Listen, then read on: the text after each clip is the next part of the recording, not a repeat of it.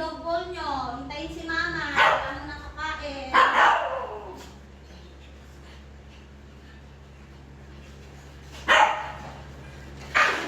O, huwag kayo mag-away. Balik ka na. Upo muna kayo dyan. Maglalagay muna si mama ha. Bago kakain na. Very good yung mga babies ni mama eh. Cloud, stop yan. O, very good ha.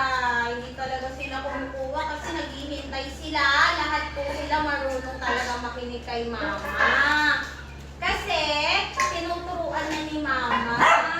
Opo, para maging good listener. Dipis, hindi mo nakakain ha. Maglalagay muna si mama ng food sa dog bowl nyo. Kasi, magpe-pray muna tayo. Para makita nila na lahat talaga kayo masunurin. Nakikinig kay mama, diba? Kasi lahat po sila natuto na. Dahil tinuturuan po sila dito na sumunod kay mama, no? Very good yung mga babies na yan eh. Kung ano yung nakikita nila, yun na din yung ginagawa nila. Kaya lang sila mababait na. Diba, babies? So, kakain na kayo ha. Wait lang ha. Maglalagay lang si mama ha. Lagay muna si mama nitong ano nyo ha. Para healthy kayong lahat ha.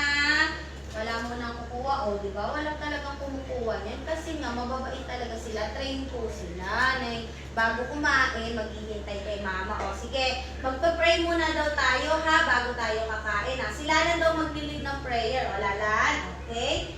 O, tingin na lahat kay mama para magpa-pray na tayo.